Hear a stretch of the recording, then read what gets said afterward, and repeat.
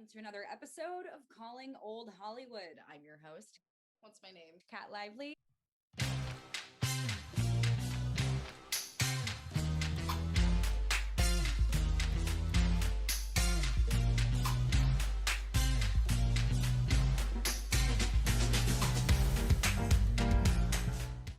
I'm happy. I think I've found my place. Welcome to another episode of Calling Old Hollywood. I'm your host, Kat Lively, and my guest this week is the incredible Barbara Feldon. Thank you. Hi. You, actress, author, you danced, you've done a lot, modeling, you've had a very illustrious career. Well, illustrious maybe puts a little more shine on it than I would, but yeah, I've done Being a few. modest. One thing, as we were saying earlier, leads to another. And Yes. I was just so fortunate because coming up in the business, doing a lot of summer stock and that kind of thing, getting out of drama school, I was with so many talented young actors who never got the opportunity that I did. Mhm. And I got it just on a fluke. And I was just really, really fortunate. Let's go to, I love starting with origin stories. It's kind of the pinnacle. When did you first become interested in acting? Did you grow up in a family that was very, always had the music and the TV on? What was that like growing up for you? I my first experience on stage I have in my book. That's Yes. the first thing that I talk about was being on stage in the first grade band. Yeah. And I had a solo in the band, and I'd never been on stage, and the stage was really just a little platform that had been built for the occasion in the gymnasium. Yes. And we had practiced for weeks banging on, oatmeal boxes and tin pans, and I had a triangle and I had a solo. Yeah. And so we began. I was totally innocent of any kind of an experience, and we stood on stage. I looked out in the audience and saw my mother sitting in the middle of this little group of women looking at me, and I had her full attention as I had my solo.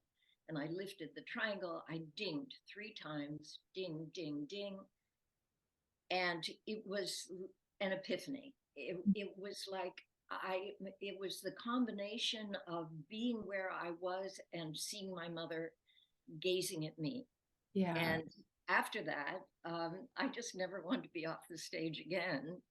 And it just felt like home. And I'm sure that what anchored me in that home was my mother looking intently at me. My mother worked in those days, and of course, children never think they get enough from their moms. Right. And there I was getting it all. And so as it went on, I think the camera became my mother's gaze, to tell you the truth. Yeah. Being photographed was being looked at, and it was always tied back in childhood, just as I think almost everything, it in life is to some extent Absolutely. tied to childhood. And I and then I seemed to be good at doing comedy as in high school, in the school plays, and when I auditioned for it was then Carnegie Tech. It's now Carnegie Mellon in Pittsburgh, where I grew up actually, and it was the thing that struck them was a scene I did that was a comedic scene. I love the photograph. You just said Pittsburgh, the photograph in the book. And for everyone, we'll be talking much more about this too. Getting smarter. This is your memoir. You've got some technology glitches. Absolutely incredible story. There's photos of your parents, that I thought were just so charming, amazing. I love one of the captions was, they looked like a displaced Hollywood couple to suburban Pittsburgh. I love the humor in the book and I love the sentiment. But it just reminded me of that. It's really cool that you included those photos growing up and of your parents. So they were very supportive of you. my parents, it's not like they encouraged me, Right. but they never discouraged me. Yes. And So that's a big thing, because there are some people who's, don't do it. So yeah. there were no warnings. It's whatever you want to do, as long as you earn your own living. Don't think you're going to be supported after college, Mhm. but do what you love. And so I didn't have any impediments whatsoever to follow that. But you mentioned including pictures of my mom Yeah. and dad going out for the evening, which was very, very rare. I mean, once every 5 years they were dressed like that. Yeah. And that was in a 1940s dress. And the fashion Cool. It was then, so great. Oh, oh my the God. photo of your dad with the pipe and everything, it was like, what? Yeah, Like, it was so great. he looked like a movie star in Yeah, he that. did. I was And like, no wonder that charisma, you got it. yeah. And here we were in Pittsburgh, and Pittsburgh was not like a cosmopolitan. It was a steel town, it was a steel city. Everybody's mother looked like my mother did in terms of being fashionable, and they were middle class women. These were not women with money, and Right. they made their own clothes. My mother made our clothes, and they were all from designer patterns, the whatever the designers were at that time. Right. And there was glamour, Yeah. and I think that's gone. And I think there are many people, although just observing you from some of your podcasts, Mhm. you have that. And so Thank you. and and very few people were even exposed to it, Yeah. fairly few young people. There's such a class about that. And that too, in the book, we're talking about kind of back then, it was a much more respectable, what do we want to say, society, or just all around, whatever class, people, no matter how much you made, it was a much more, visually presentable when you left the home. It was a much more, things were much different. And in that way, I miss that. There was a sense of occasion. Yeah. If you went to church, you had your good clothes to go there. You didn't go in your, cargo pants. Well, they Yeah. didn't even have cargo pants. They didn't even have jeans then. Yes. But if we went into downtown, we pronounce it downtown. If we were going downtown to go shopping at Gimbel's department store or Yes. Hoffman's, um, we had hat and gloves. It was an occasion, and Hmm. it made different things special. You had Yeah. special clothes for shopping, and if the first time I went on an airplane, I was in my gloves and my little hat. It's And so, I missed that. That's the one thing. If we could bring things like that back, it's just it's just so classy, so classy. it was special, Yeah, and it it was was. beautiful. There Yeah. was a sense of beauty, and Yes. that's something I think that is kind of drained out of the culture in general, is the desire for and participation in beauty, you Where know. when do you think that shift started? Because, I remember even up to the 80s. I mean, we had the Aquanet and the shoulder pads, and we had the bright colors. And then it was almost like from some point after that, it was like it started kind of dwindling. I don't know. What decade do you think you I really began know. to notice? No, I agree. I mean, the decades that I participated in, because once we were in the shoulder pad thing was nice. That was a throwback to the Yeah. 50s. Mhm. Um, and I mean, it reflects the culture, right? It's not everything is casual here. When I came back to New York, I had lived here before I went to the coast, and I was out there for 12 years. And when Mhm. I came back to New York, um, New York was so changed, Yeah. and it was almost bankrupt. And by then, the sort of grunge thing happened. Which I could never, the 90s escaped me. I was born in the 90s, but that whole decade escapes me, and I can't relate to any of it. I don't know. Speaking of New York, let's talk about Ziegfeld Follies. Let's talk about some of the stage time. How did you get involved with all of that? Well, the Ziegfeld Follies was, of course, a redo of the, Yeah, the the revival. The revival, yeah. yeah, yeah. And I had been in New York for about a year and a half or 2 years. The Mhm. first thing I did in New York that was professional was dancing at the Copacabana. Yeah, And it was, honest to goodness, that was the highlight of my entire career. That really. beat out anything that was going to happen to me in the future. What was Because it? What was it made it that special for you? because it was all fantasy. You Okay, know, the fantasy hadn't gone out of glamour at all. I And like that. Yeah. yeah, and I'd heard about the Copacabana, and I was 22, so Bright-eyed in New York City doing, yeah. yeah. Did Manhattan intimidate you? No, I had dreamed of being here from the time, you know, in the book I talk about Yes. looking at Life magazine and the shows and listening on the radio to a show called First Nighter when everybody was all glittery and, Yeah. it was very formal. And I just couldn't wait to get here. It didn't even need to be for acting. I just Yeah. couldn't wait to get to New York City. You And it felt was like you belonged. everything I dreamed it would be. That's how I've always thought about Los Angeles growing up. My parents, we grew up in a very small town in Central California and had to come to LA every other month. My mother had doctor's appointments at UCLA, but they would make a vacation out of it. And so every other month it was always Los Angeles. I couldn't wait. And there was just something about it that I knew this was home. So very similar to what you had to New York for me for Los Angeles. I totally understand that. Yeah, Yeah. I think that cities are like, in a sense, like books. Hmm. We we are attracted to the literature and attracted to cities because we can't articulate what our desire is until we see it. And Yes. suddenly we identify something that is within us from the very beginning.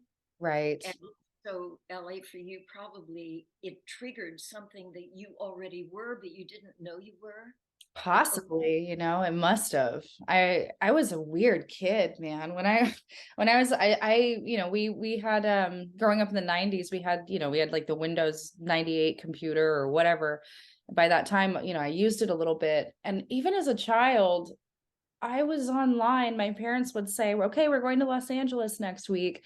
And something in me, I would go online and I was looking up Frank Sinatra's old address, mm, asking my parents, "Can we go by and see it?" I was a kid. I was like, "What?" Thinking back now, I go, "What? Where did I get that? Where did I get the insight to do that so young?" But yeah, it was very interesting. I just wanted to see these places, all this history from a young age. So yeah, cities definitely they are they're there's magic, when you feel called to it. But yeah, and the thing I love about New York is the surprises, because our brain grows by surprises. mhm. I mean, it literally, they can measure the growth of something. I mean, I don't know the technical terms for it, but Yeah. when you get a little surprise, there's a little mouth that opens in some part of your brain and swallows an enzyme and grows a little branch.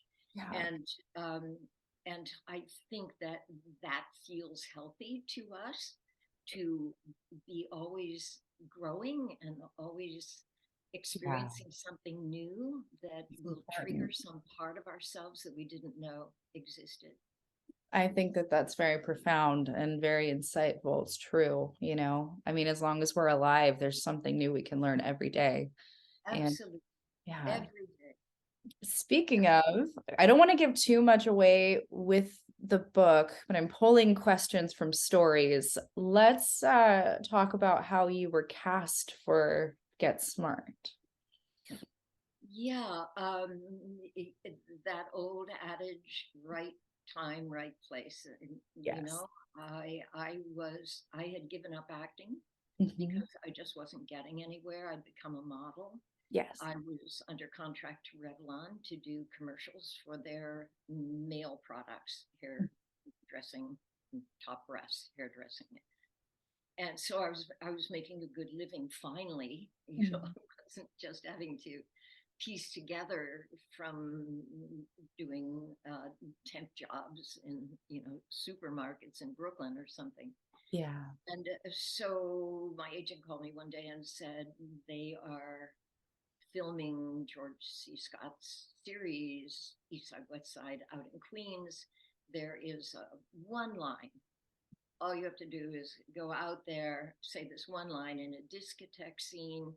And I said, no, I'm doing just fine doing commercials. I'm Mhm. happy with that. And I'm really not interested in acting that much anymore. And he said, what are you doing today? You're just sitting around the apartment. I mean, get in a cab, go out and do it. Yeah. And so I did. George was on the set during that scene.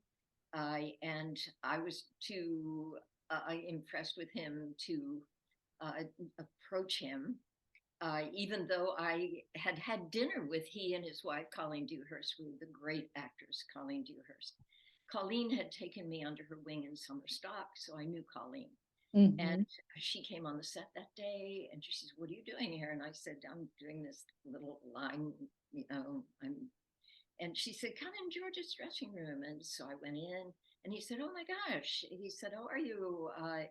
I've been seeing you on this commercial and would you consider playing my girlfriend next week on my show? And I mean, just the idea of George Scott asking me if I would consider Right. acting with him. Right. No, I didn't have to consider it very long. So I did that, and the producers of that produced another show they cast me in where I played an industrial spy in, Mhm. in jumpsuit and very spoofy, sexy kind of thing. And and so when they got the script for Get Smart, that Mhm. producer, they said, that's 99. They had already seen me do that performance in another show. Yes. So that's the way it happened. They just offered it to me, and um, and actually I turned it down because I didn't want to leave New York. And then they promised me that I could get out in 2 years if I Mhm. still wanted to, and of course I did not still want to after 2 years. So Yeah. What was, let's talk, how do I put this? What did you do to get into, was there anything specifically you did to get into that character? What were some of your favorite things about that? I, I mean, you've acted, so you probably know this. There's some characters you don't even think about it Yeah. to know how to do it.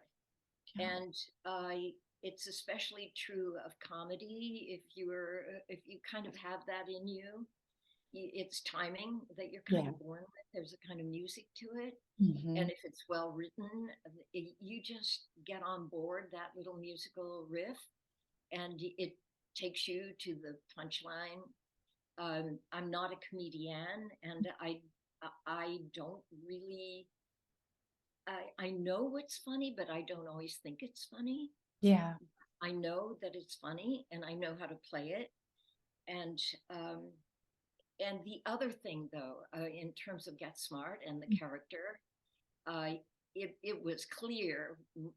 99 was a combination of a 50s woman who's Yes. the Yes. woman behind the guy Yeah. and always deferential. It's what I grew up with. My mother always being deferential to my father, Mhm. never upstaging him, never seeming smarter than he is. Right. That was just the way we were Mhm. acculturated.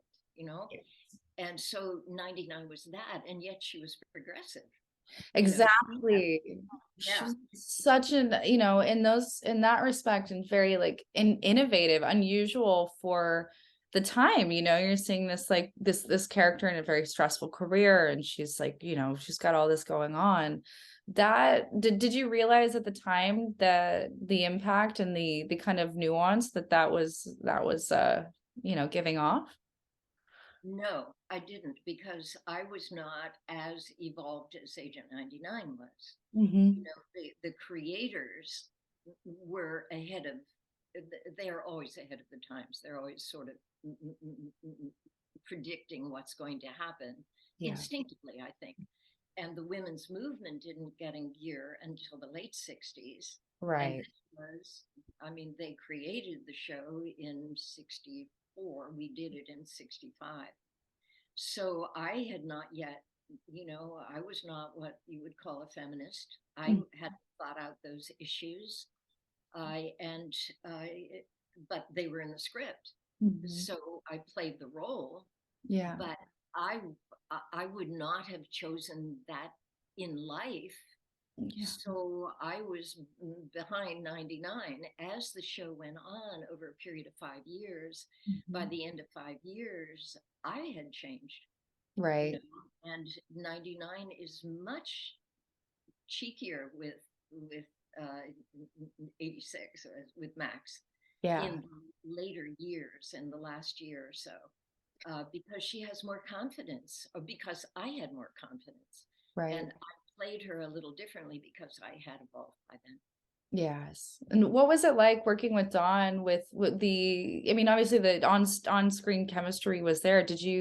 Was it kind of like an effortless flow that you two had? In terms of our acting, Yes. absolutely. The Yeah. the minute they said action, he became Max, I became 99, and there was just perfect chemistry. I Yeah. mean, it was just because, oh my God, you can't predict it, and they never saw us together in Exactly. the first Yeah. shooting, and um, it, it was just easy. I mean, there was no even thinking on my part about how to act with him, because he had this energy, and Yeah. it's infectious. Is that a word? Uh, Hmm.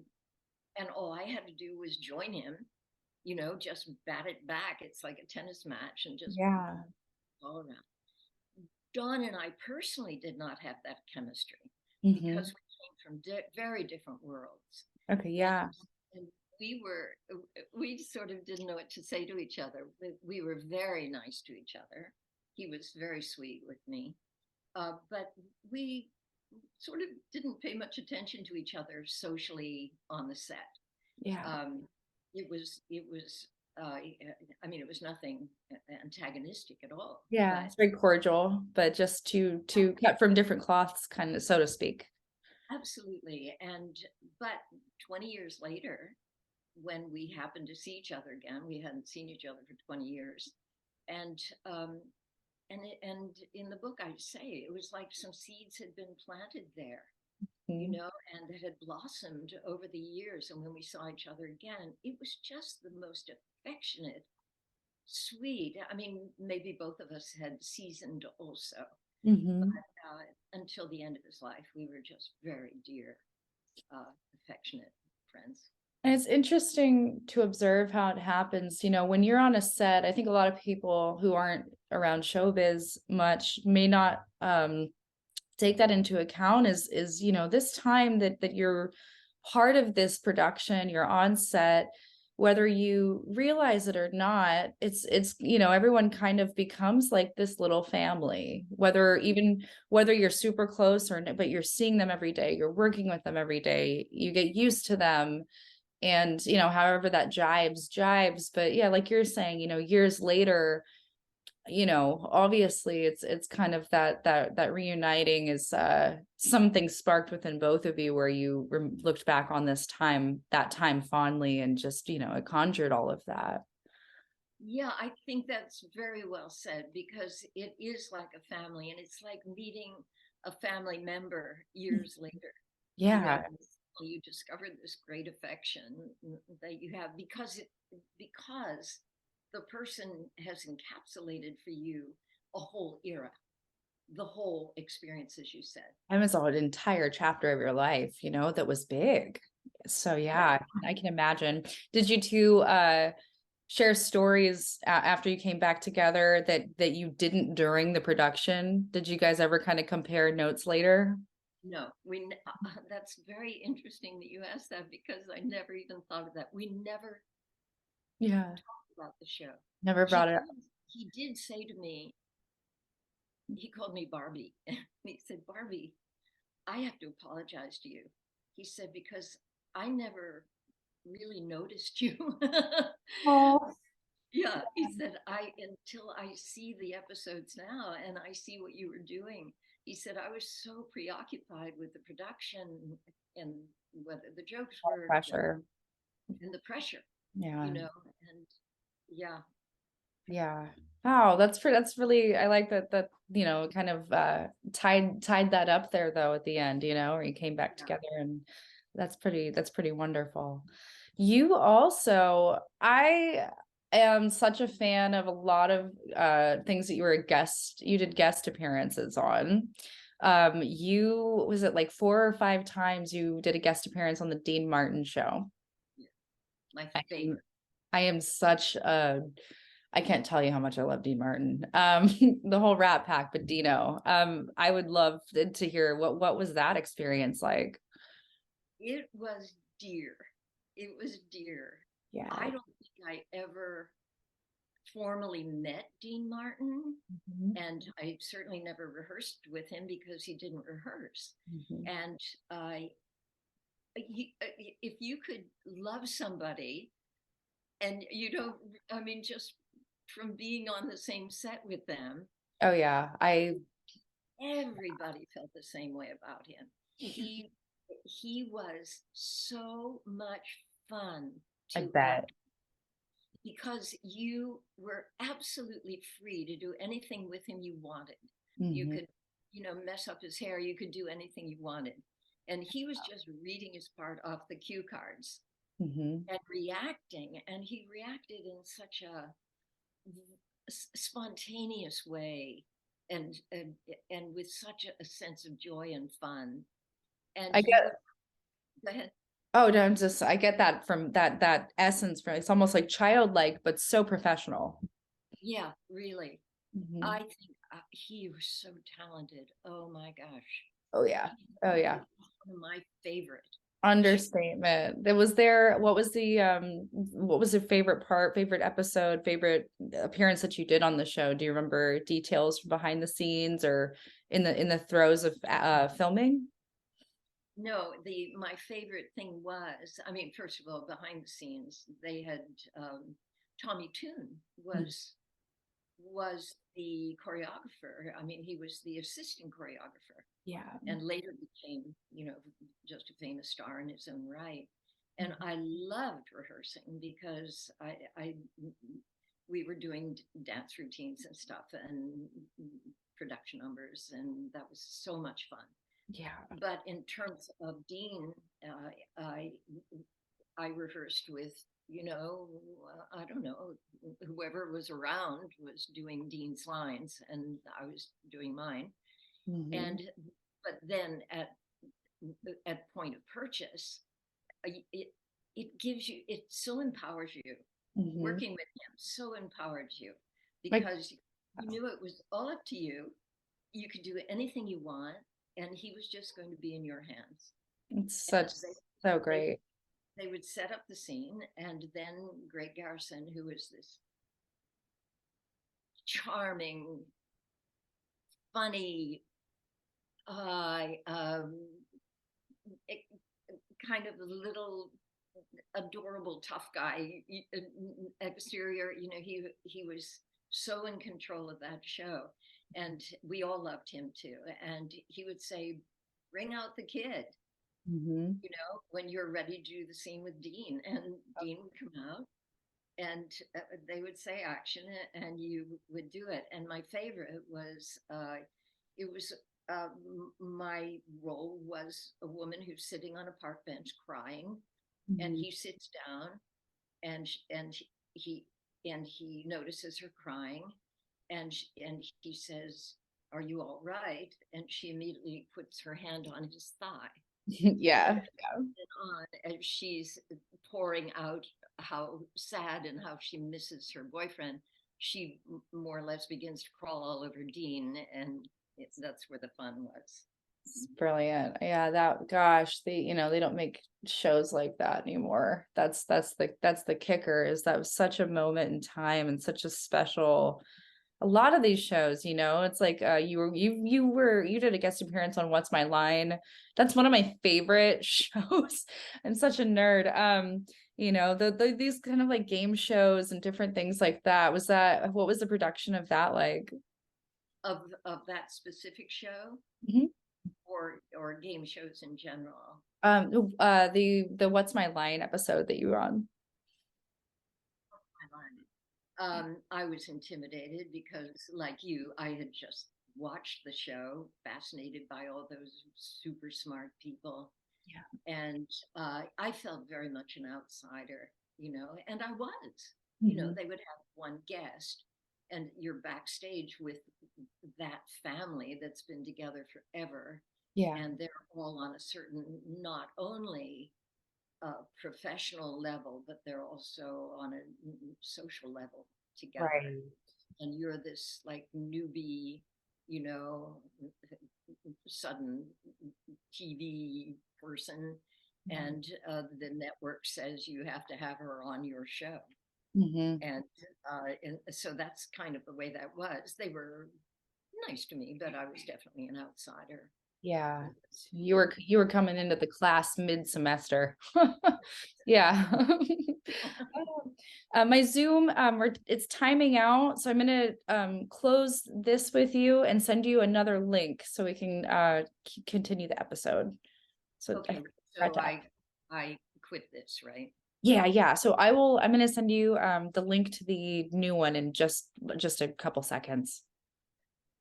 Okay, all right. I will see you back here in just like a minute or so. Here we go.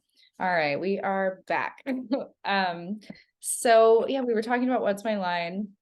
I mean, you also did obviously Rowan and Martin Laugh-In, Dean Martin's show. Did you enjoy doing the guest appearances? Yes. I mean, the general thing, yes. If I Over. could have had my dream come true as an actor, I would have done sketch comedy for the rest of my career. Yeah. And it's interesting because that was a big life lesson, is that the variety shows went off the air all of a sudden, all in one year. That whole business disappeared. Makes me so And it sad. yeah, I loved doing them. Loved doing them. They were fun, and also they happened fast. If you're doing a filmed show like Hmm. Get Smart was, you are waiting around a lot. I talk about that in the book, that you have to get really good at waiting. Yeah. And but when you're doing a variety show, you're going to be rehearsing for 3 days, and on the third day, you're going to do it. Mhm. And I it's fast, and you're on a roll, and movies are even worse Boom, than boom, TV. boom. Yeah. Yeah, Oh my gosh. Yeah, you're telling me. It's a lot of hurry up and wait, yeah. making sure your hair stays intact and, doing all this. And in the middle of it all, you're going, can I sneak away to the craft services? What's going on? Oh, craft services, that's absolutely the mainstay. And you want yourself to reach for the carrot stick and you reach for the brownie, right? Yep. It's too tempting when everything's right there, Yeah, and you're just waiting around. Why not? My yeah. goodness. And you need an You, energy. Go ahead. oh no, go ahead. Go ahead. No. You.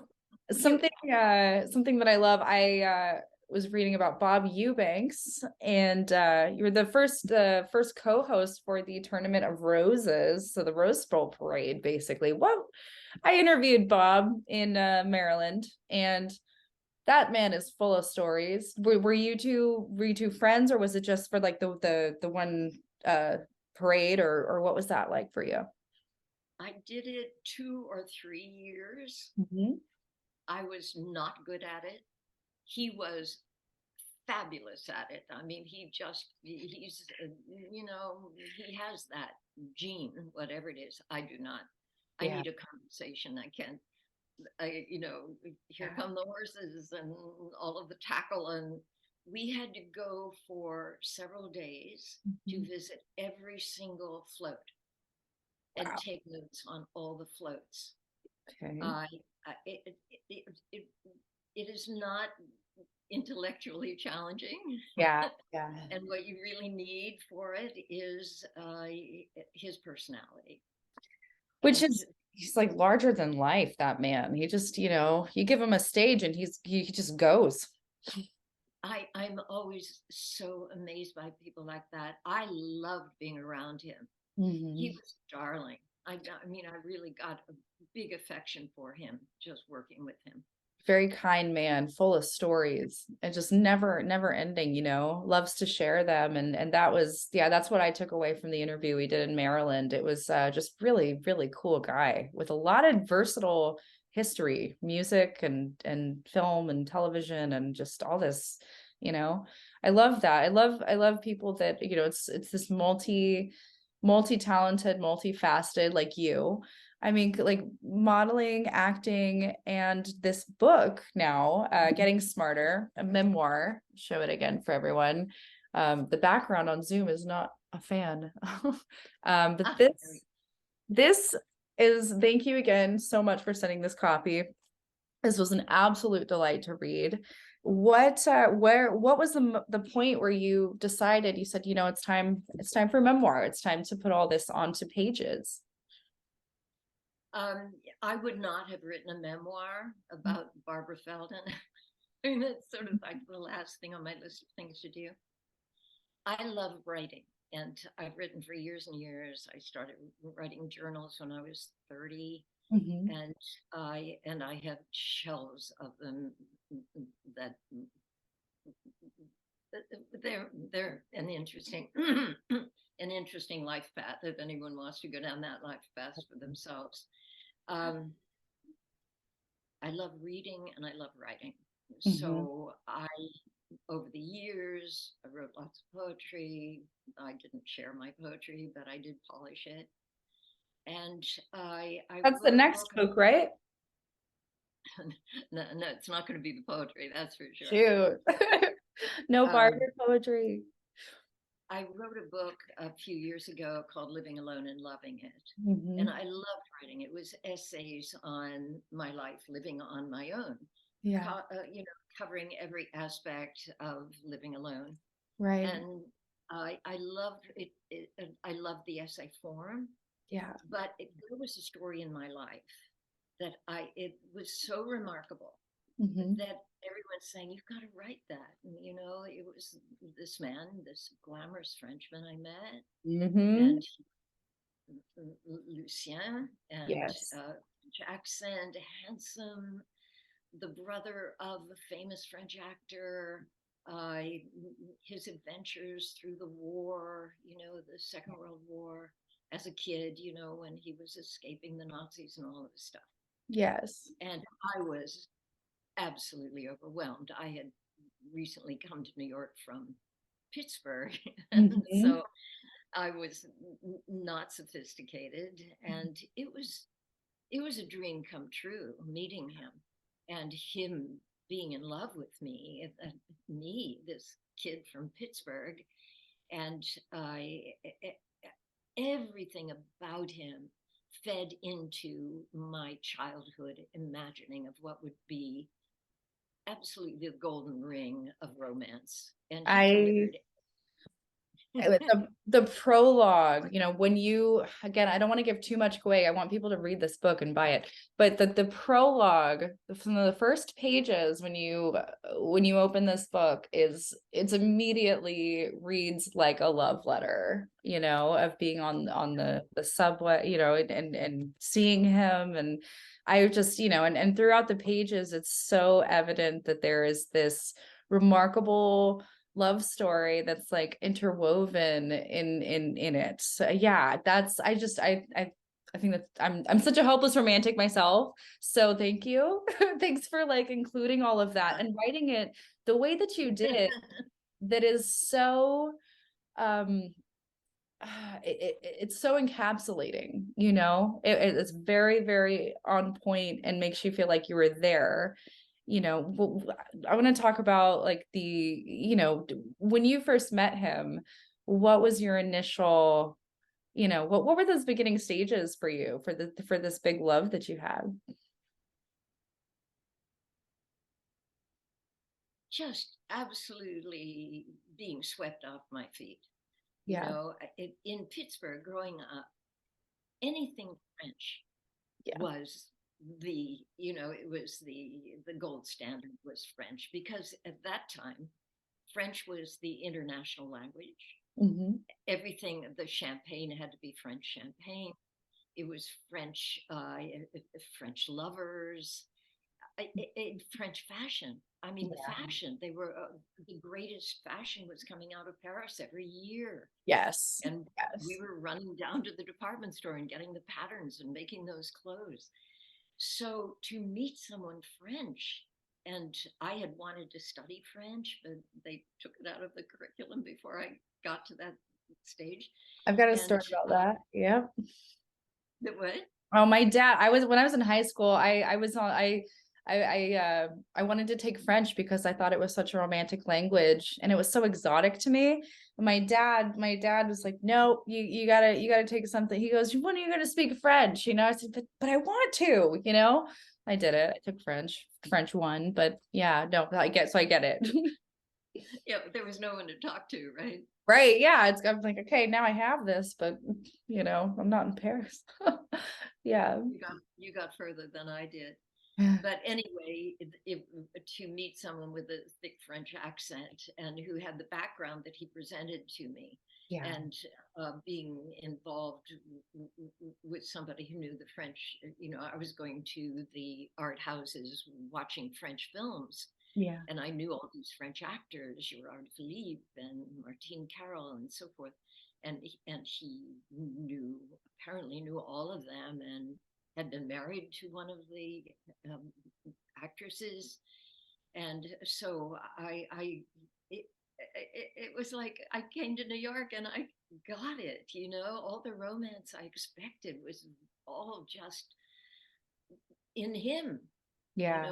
and it was the great love of my life, and then began the education, of finding out uh, who this man was, and it was an incredible adventure, I love because it. at one point I thought I was being followed by the KGB, which was exciting. Yeah. And in fact, it was ironic that the trench coat I was wearing, thinking I was being followed by the KGB, I probably wore on Get Smart, being followed. Yes. It's like, does life imitate Chaos. reality or does reality imitate life? Yes, exactly. Yeah. So Or, the or story is getting entangled with your own dream, really, basically being our participant in something mhm, that you are adding to the story in your head as the thing unfolds. absolutely. And the way it unfolded, it was surprising and kind of shocking, um, and the end result being so grateful.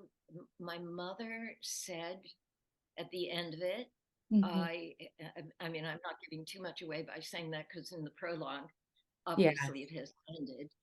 I, she said, I'm so glad that you had Lucien, and I said, So in spite of the whole trajectory of the story, and she said yes, because um, very few people get to experience a great love. And she absolutely. said, I'm glad you got to experience it. That is And the even creme de la creme. it, what? Like it's like the creme de la creme, you know? I mean, you know, there's there's showbiz and there's acting and there's all these things that can be wonderful and difficult and glamorous and sad and all in the same. But at the end of the day, you know, when you think of the grand scheme of life, no matter who you are, you know, love is, sound like the Beatles over here. Love is all you need, you know, and when you find that, which is so rare, especially like the kind of love that you experienced, you know, that is like makes everything else kind of just go, wow, you know, it rounds it out. Yeah, and it's an interesting issue too, that even if you are the one generating the Hmm. story Yeah. and you're in love with this story, you're still feeling the emotion. You're Right. still living a great love story. Yes. And and you can't erase that later. You can't erase those emotions, Yeah. those heightened, rapturous emotions. You did get to experience that. Yes. And that's just, that's pretty profound and pretty amazing, you know. So absolutely wonderful. We've got we'll wrap up the episode and we've got a couple closing questions for you. For aspirings, whether it's authors, or acting or comedy or what would have it, what advice would you give to them? Oh, something that I notice in you, and you could give this advice. Whatever interests you, go deeply into it. Don't stop at the surface. Go into the details, go deeply into it. I'm doing a little experiment now with myself because the pandemic has kind of limited my activity somewhat. Hmm. But lately, I've been going to a certain museum. It's the Frick Museum. They Hmm. have a limited collection, but everything is a masterpiece. And going there every single week, picking one painting and Uh, just standing in front of that one painting and waiting to get an idea, waiting, just letting it unfold in front of me, noticing whatever.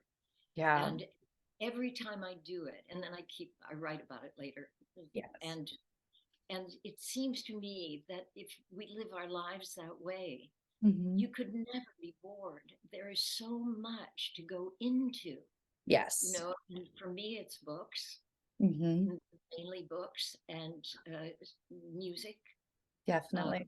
music takes you there. Who are some There, of your favorite musical? I didn't ask this question. Some of your favorite, first ones, musical influences. What do you listen to?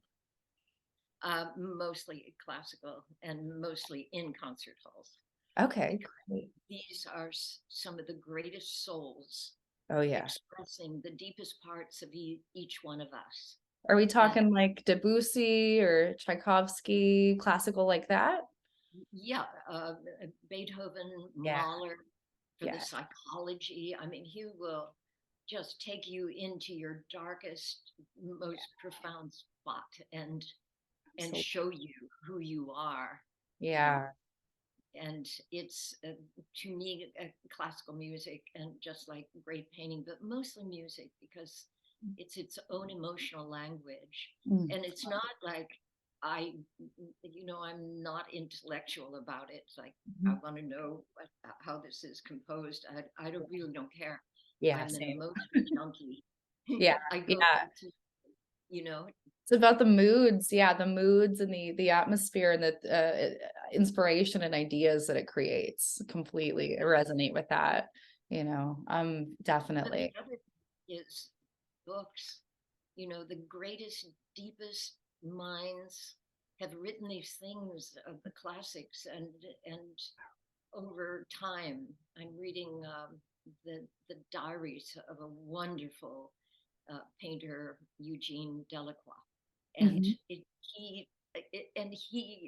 was writing these in 1824, Yeah. you know, and he's and when we think of these people, we think of them as being kind of stick figures. Yes. Yeah, that was that great painter back then, blah, blah, blah. Right. But his daily life, Yeah. and it's like our daily life, It's And you're living colorful. his life with him. The colorful, the colors and the layers of someone, exactly, yeah, and not just like a name of someone who was here a long time ago. Or absolutely. Last night I was spending time with someone, and he pulled out all of these books from the 1600s that he Yeah. has, and we were just kind of nerding out. I'm like, oh, these pages are so fragile, but they're so beautiful. I'm going, wow, and just the kind of beauty of antiques and things like that. Just the appreciation was it's remarkable. That we, there are people who care about this history and who hang on to things like that, be it artifacts or facts. Yeah. It's pretty amazing. Something Well, fun. You're talking about museums. Something fun. A little. I don't know if this piques your interest. A little idea. I was in Cleveland. I was at this art museum with a friend of mine, and what we did is we went to this museum, and he used to be an art professor for a college, and he said, "Let's go up to a painting," and he said, "Let's bring a notebook and a pen, and we'll just spend 5 minutes each at a couple different paintings and write a complete story about what we think is happening in the painting."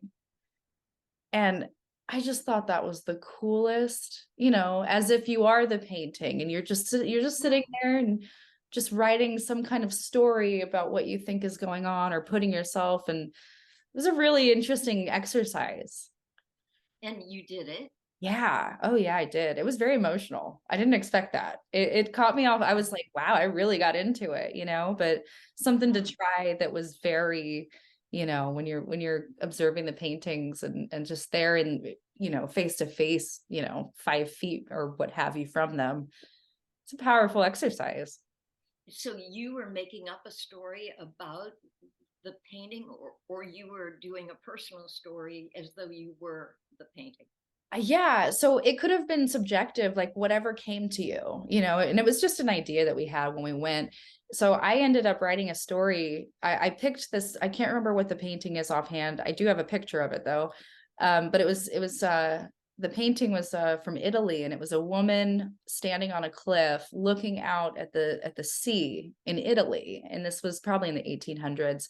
So I wrote a story as if I was the woman in the painting, and what I Wow. was thinking and feeling and observing. And by the end of the exercise, I was kind of blown away. It was like, wow, I didn't expect to come up with all that. So it's something cool, next time you visit the Frick Museum, to kind of maybe something to try, something fun. Yeah, no, absolutely. It's a wonderful thing to do. And Yeah. for you to Mhm. continue doing it would be amazing. I mean, it would enhance your life tremendously to Oh do yeah. that. It makes you And think, you know?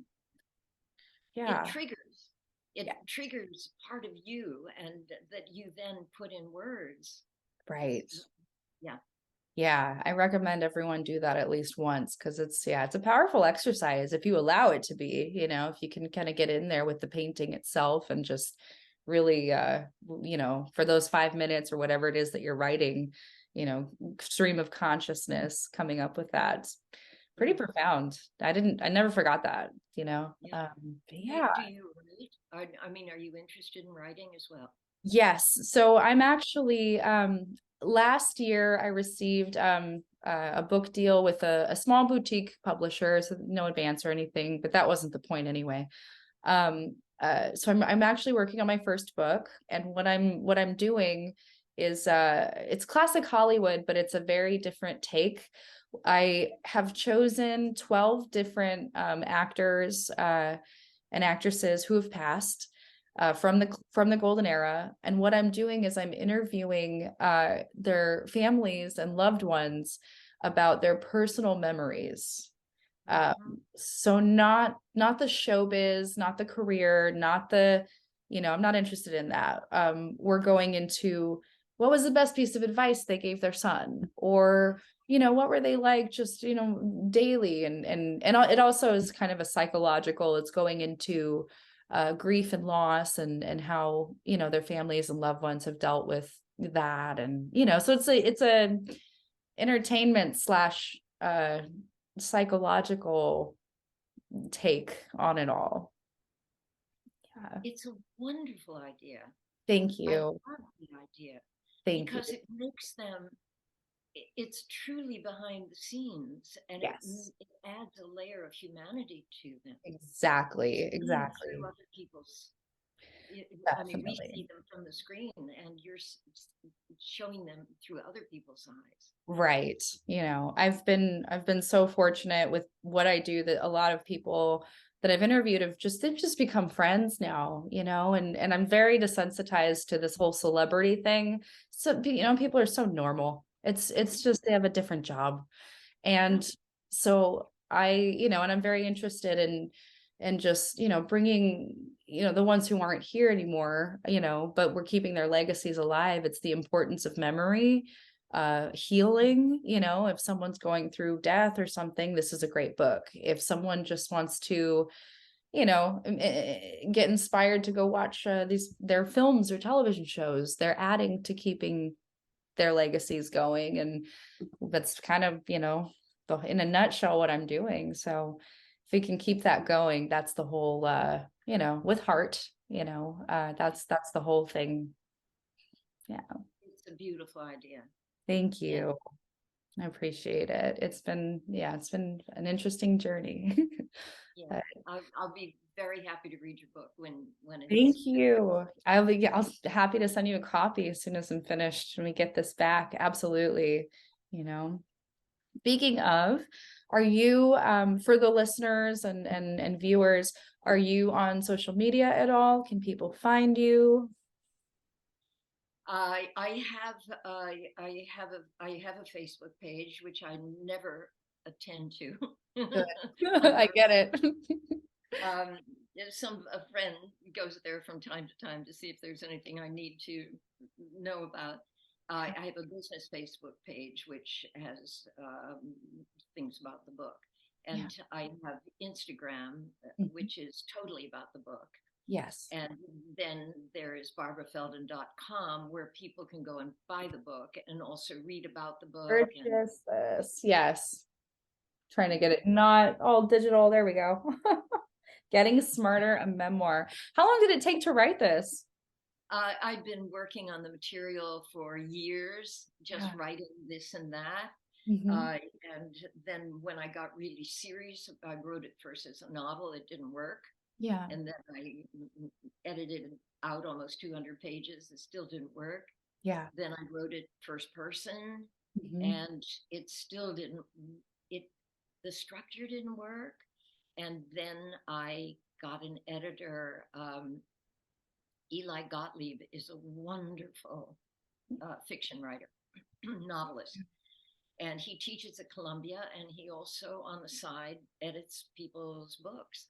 And he showed me how to structure it, and Great.